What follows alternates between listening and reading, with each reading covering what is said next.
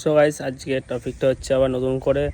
তোমরা হয়তো এতক্ষণ উপরে থাম্বনেল দেখে বুঝে গেছো আর টাইটেল থেকে বুঝতেই পেরেছো কী টপিকে কথা বলতে চলেছি। হ্যাঁ, আজকে টপিক হচ্ছে যে এত সাউন্ড, মানে সাউন্ড পলিউশন যেটা হয় অ্যাকচুয়ালি, সেটার উপর কথা বলতে চলেছি।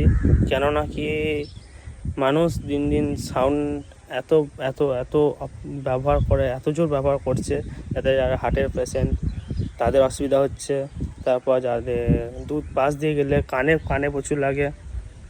তো এইটা যেন না হয়, তার জন্য আমাদের নতুন সরকার শ্রী শুভেন্দু অধিকারী তিনি নতুন পদক্ষেপ নিয়েছে যে কোনো সাউন্ড যাতে অতিরিক্ত জোরে না ব্যবহার করা হয়, সেটারই উপর আমি মনে করি এটা খুবই একটা ভালো পদক্ষেপ নিয়েছে তিনি।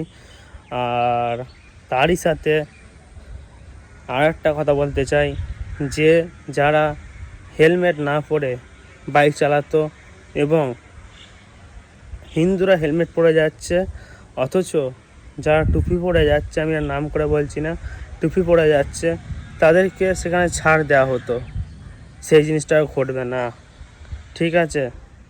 কারণ চটি চারা দিন শেষ হয়ে গেছে ভাই। এখন নতুন সরকার, নতুন দিন, নতুন পদক্ষেপ, সবই নতুন, ঠিক আছে? চলো, এবার থেকে যারা হেলমেট পরবে না তাদেরও ফাইন লাগবে। আর তারই সাথে যে বাইক চালাচ্ছে এবং যাকে পেছনে তুমি বসে নিয়ে যাচ্ছ, দুজনকেই হেলমেট পরে যেতে হবে, ঠিক আছে? আর যারা টুপি পরে যাচ্ছ তাদেরও কিন্তু এবার থেকে ফাইন লাগবে।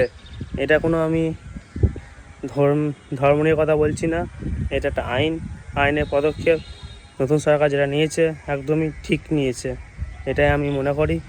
এটাই আশা করব প্রত্যেক জনগণ ঠিক বলে মনে করবে। আর বাকি কথা পড়ে রইল যে সাউন্ড জোরে ব্যবহার করা হচ্ছে মসজিদ, হিন্দুদের যে ধর্মীয় প্রতিষ্ঠান, সেখানে আর যেন জোরে সাউন্ড না ব্যবহার করা হয়।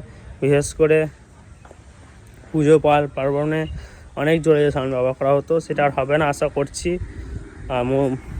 মসজিদগুলোতে যে সাউন্ড লাগানো থাকতো, একদম যেদিকে হিন্দু গোষ্ঠী বা হিন্দু সমাজ যেদিকে রয়েছে সেদিকে একদম সেদিকে উল্লেখ করে পুরানো করানো থাকতো।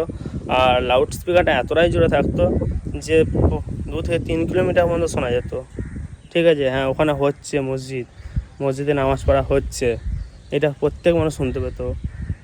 এই জিনিসটা বন্ধ করে নতুন সরকার পদক্ষেপ নিয়েছে। হ্যাঁ, তুমি সাউন্ড দাও, সাউন্ড সেই মন্দিরের পাশেই যেন থাকে বা মন্দিরের ভেতর পর্যন্ত যেন থাকে। এটা শুধু মুসলিমদের জন্য নয়, হিন্দুদেরও সেম, ঠিক আছে? তাই কেউ ভেবো না এটা হিন্দু বিরোধী বা মুসলিম বিরোধী, ঠিক আছে? কেননা এটা সবাইকার জন্যই নেওয়া হয়েছে, সবাইকার জন্যই সমান আইন, কারোর একার জন্য নয়, কারোর অধিকার নয় আইনের ওপর। আইন সবার জন্য সমান, ঠিক আছে? চলো, দেখা হচ্ছে নেক্সট ভিডিওতে খুব তাড়াতাড়ি। তখন সুস্থ থেকো, ভালো থেকো, টেক কেয়ার, জয় হিন্দ।